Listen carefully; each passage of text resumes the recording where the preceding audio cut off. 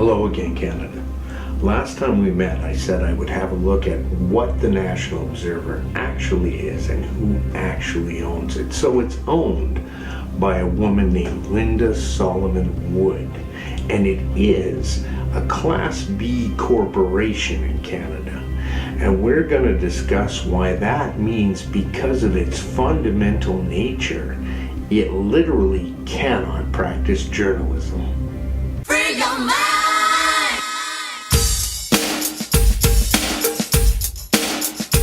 Very little information available online about who Linda Solomon Wood is. What is available mostly comes from an interview she gave to something called Neiman Lab.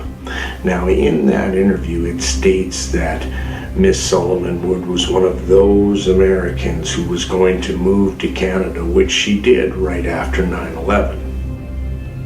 Because we had herds of Americans moving up here right after 9/11.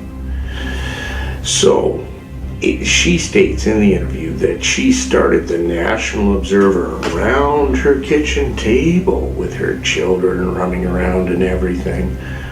Very prosaic. And then 3 years later, she went for $1 million in funding on the Vancouver Stock Exchange.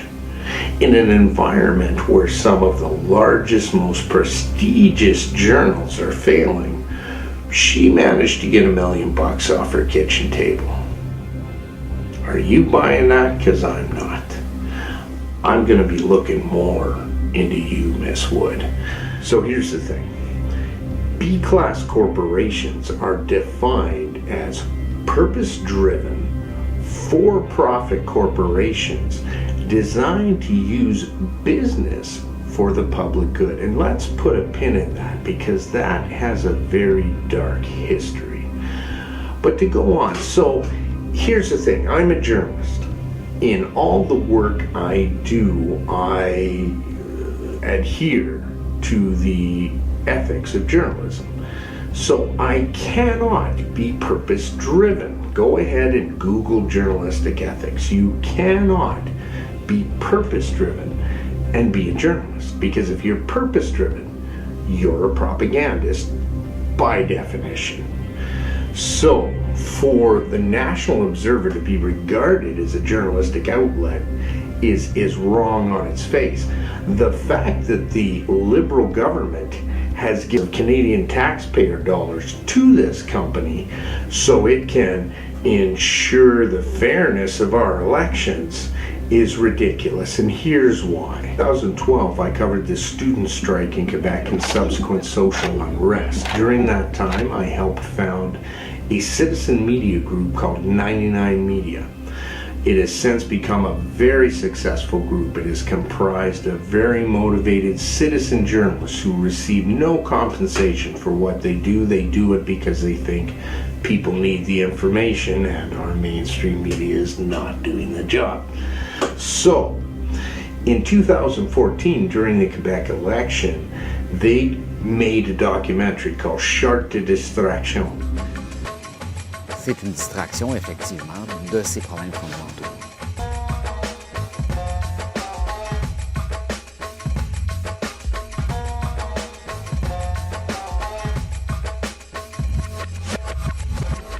So at this time, the PQ government was trying to bring in a version of what we know now as Law 21 or La Santé, a ban on religious symbols.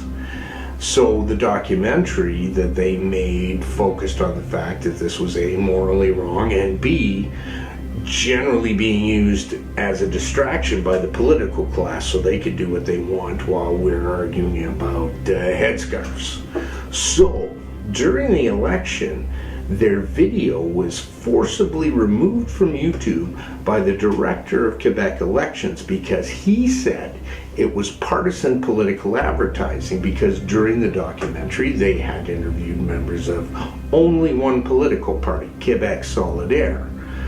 So myself and my partner went to Quebec City and met directly with the director of elections, and it took us quite a bit. We had to persuade this man that these people received no compensation for what they did, and that they interviewed these people only because they were the sole political party that agreed with their point of view, not because they were advocating for them during an election.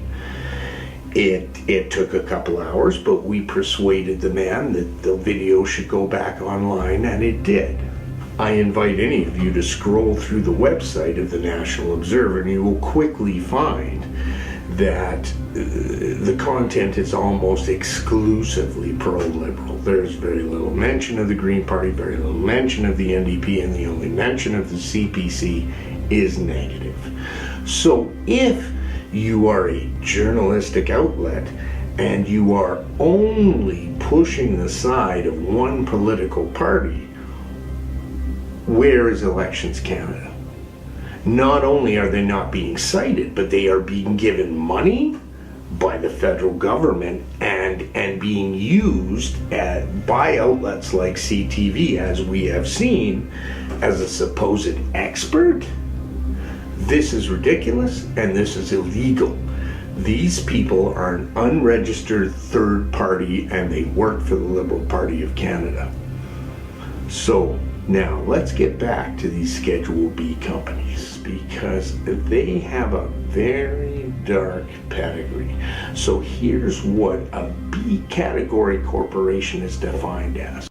Observer Media Group is a B corporation. National Observer is owned by the Observer Media Group.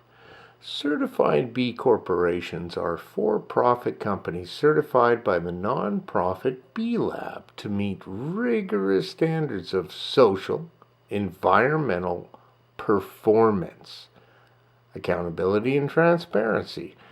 Certified B corporations are leaders of a global movement of people using business as a force for good and aspire to use the power of business to solve social and environmental problems. Big shout out to Mr. Tim Poole, one of the original organizers of Occupy Wall Street. Hey Tim, I did Occupy in Montreal, worst camping trip of my life. He brought my attention to a book called European Business, Dictatorship, and Political Risk, 1920 to 1945. And let me tell you, if you're suffering from insomnia, I highly recommend this book.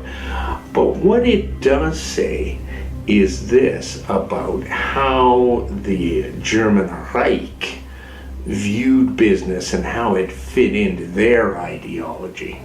Whereas the details of National Socialist economic policies were never very coherent. As Jeremy Feldman put it, the Nazis were anti-capitalist enough to be threatening to private enterprise and property, but flexible enough to take advantage of the efficiencies of capitalist enterprises. One common theme runs through the treatment of businesses in the Nazi period: the steady erosion of the distinction between private and public good. Politics triumphed over economics, common good over private. Accordingly, entrepreneurs were supposed to invest for the benefit of the community of the German people and to support Germany's war policy, and not in order to maximize profits. Now, I didn't get me a university degree, but that sounds awfully similar to me. I would close by once again asking each and every Canadian to take note of this and to complain to Elections Canada.